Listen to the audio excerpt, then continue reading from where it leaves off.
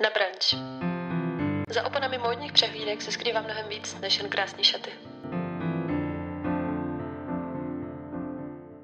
Konečně cítím, že pomalu vydechuju. Ačkoliv, jakmile pracujete v PR, odpočinek je jenom iluze. Jenom mrknutí oka mezi jedním e-mailem, druhým e-mailem a telefonátem. Já mám ale teď tuhle vzácnou chvilku. Mám připravenou maču. A konečně teda vydechuju a můžu si rozebrat poslední týden. Fashion Week skončil a já konečně cítím, jak za mě padá ten adrenalin, který mě udržel vzhůru posledních víc než 7 dní.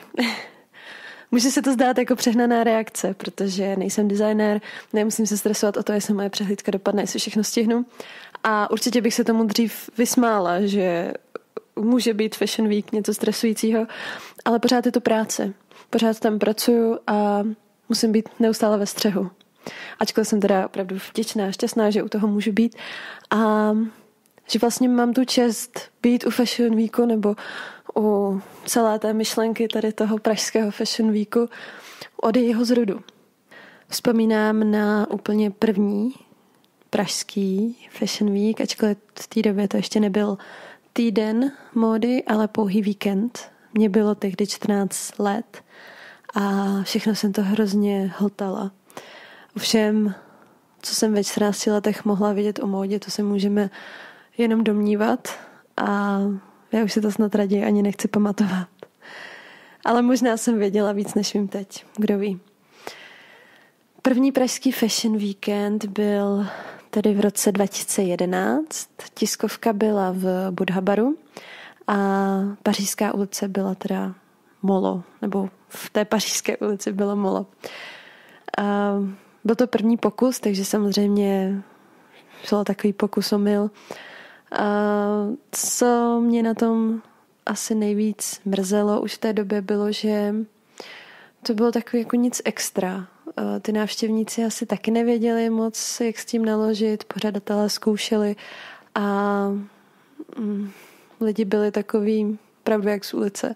Rozhodně byste v tu chvíli neřekli, že se jedná o nějaký extra módní event, možná snad jenom počtem kamer a fotografů. Rozhodně jsme se tam nemohli bavit o nějakém street stylu a k tomu se ještě dostanu. Každopádně po skončení si pamatuju, že jsem měla takový pocit neuspokojení. Jako když čekáte nějakou extázi, ale spár vzdech je po všem. Podzim 2012, rok na to, už byl vychytanější. Před Pražským hradem se rozložil stan a myslím, že to bylo i poprvé, kdy tady partnerem byl Mercedes-Benz.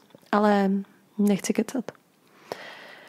Každopádně už tam se objevila módní blogerka, která byla oblečená jako líp, ačkoliv na dnešní dobu by to bylo pořád hrozně jako obyčejné, na také barevné legíny. Pamatuju si, že se mě jeden fotograf tam ptal jako a tohle je fashion? Tohle se jako líbí?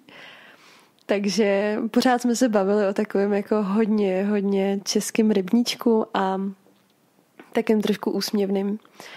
Nechci to zase jako nějak dehonestovat. Každopádně v roce 2013 nastala taková komická situace, protože se zjistilo, že teda Fashion Week až si z toho něco bude. Takže byly rovnou 2. Jeden Fashion Weekend, tedy ten původní, a Fashion Week nový konkurenční. Což bylo trošku zvláštní vzhledem k tomu, že v té době jsme rozhodně neměli takovou širokou základnu designérů, aby Praha musela mít 2 Fashion Weeky. Ale rok 2014 už přinesl Unique Fashion Week a už to začalo být zase trošku lepší. Tiskovka byla tehdy v hotelu a v pařížské byla i přehlídka Dolce Gabbana. Ten zlom si myslím, že nastal v roce 2015, kdy se teda podzimní část konala na pražské Štvanici, což bylo teda zvláštní, ale současně fantastický kontrast. A pro mě osobně to vlastně bylo taky takový přelomový, protože já jsem do té doby na Fashion Week chodila jako blogerka jednoho lifestyleového magazínu a teď jsem tam byla pozvaná sama za sebe, jenom já, na mé jméno. Takže možná i proto je pro mě takový přelomový. Ale bylo to vidět, je vidět, že už jsme měli tu zkušenost a už to začalo opravdu něco znamenat, začalo to být stylový a už to bylo i takové prestižnější. Když bych měla někomu nezávislému říct, co je vlastně ten Fashion Week a k čemu je, Asi by to nebylo tak docela jednoznačné. Ono to není složitý, ale jednoduše v tom každý vnímá něco jiného. Pro některé je to přehlídka oblečení, pro jiné obchodní událost a pro mnohé jenom společenská akce. V jádru, když měla popsat skutečně to jádro, tak jde o takový sofistikovaný veletrh, kde návrháři představí své kolekce potenciálním kupcům, médiím a vlivným osobnostem. Samozřejmě na těch nejvyšších, jako je Paříž, Milán, New York a Londýn, tam přehlídka začíná dlouho předtím, než první modelka vkročí na molo. Probíhá tam zhruba 6 měsíců skutečně intenzivních příprav, kdy týmy návrhářů, producentů a marketérů plánují každý detail. Samotná show trvá často méně než 15 minut, ale její dopad se měří ve stovkách hodin mediálního pokrytí a samozřejmě milionech dolarů objednávek. To, co málo kdo vidí, je vlastně celá ta logistická operace, která následuje po samotné přehlídce. To, že návrhář odprezentuje svou kolekci, tam to nekončí. Protože na samotné přehlídce se často objeví jen jeden exemplář od každého modelu a po skončení té show se tyhle vzácní kousky štafetově předávají mezi editory magazínů pro focení editoriálu, pro stylisty celebrit na červený koberce a pak teda VIP zákazníky, kteří mají své soukromé prohlídky. Je to šílený závod o čas, který vidí samozřejmě jenom zasvěcení. V tomto světě hraje důležitou roli i samotná hierarchie hostů a ta je opravdu propracovaná jako středověký dvůr. Od VIC, což je tedy zkrátka pro Very Important Customers, což jsou zákazníci, kteří ročně utrácejí 100 000 za módní značky. Přes celebrity, influencery až po novináře a editory. Každý má svou funkci, někteří přinášejí prestiž, jiní publicitu a pak další teda skutečné objednávky.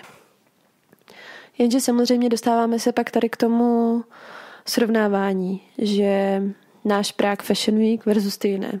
A ne zrovna tady ty velké, ale třeba často to lidé srovnávají s Kodaní nebo s Berlínem. Musíme si uvědomit, že je to opravdu jako srovnávat nesrovnatelné. Jednak uvědomte si, jakou my máme tady tu módní tradici. Ta je poměrně mladá. A navíc tyhle zahraniční akce mají mnohem větší trh.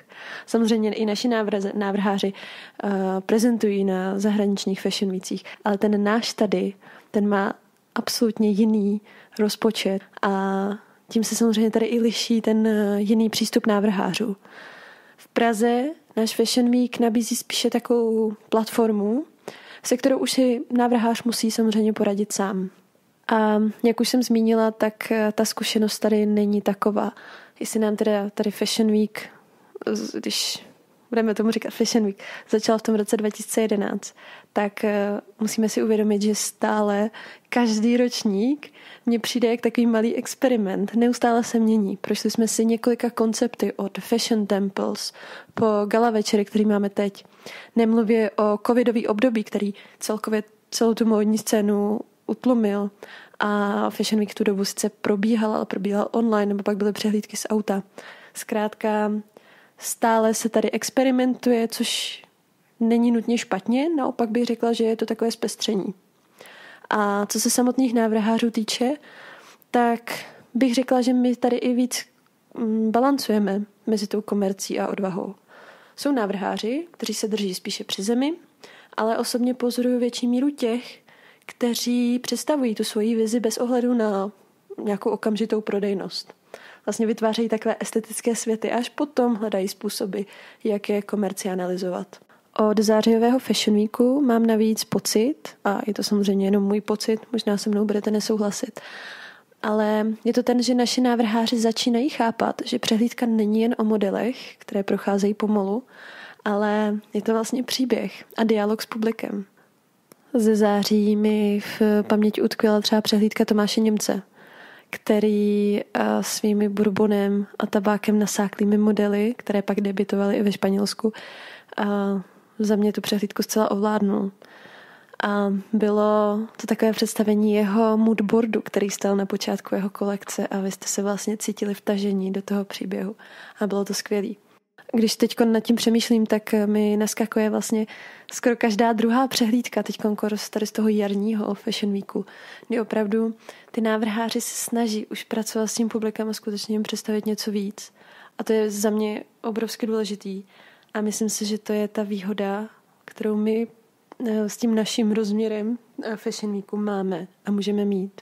V PR a vlastně v marketingu celkově neustále říkáme, že lidé nechtějí značky. Nikdy je nechtěli a pravděpodobně nebudou, ale chtějí příběhy, které mohou žít. A pro návrháře je proto tak přehlídka příležitosti vytvořit tenhle kompletní umělecký zážitek. Pro nákupčí a média je pak mnohem snazší pochopit vizi designéra v její čisté podobě a pro milovníky módy je to zase šance prožít svět designéra, který do něj zve. Já v tom vidím trošku takový paradox módy. Moda je současně tou nejpovrchnější, ale i nejhlubší formou nějaké kulturní exprese. Povrchní samozřejmě ve svý neustálý touze po novosti, ale taky hluboká v té schopnosti odrážet ty naše nejniternější touhy a obavy. A vlastně takový trošku zrcadlo, které nám nastavuje společnost.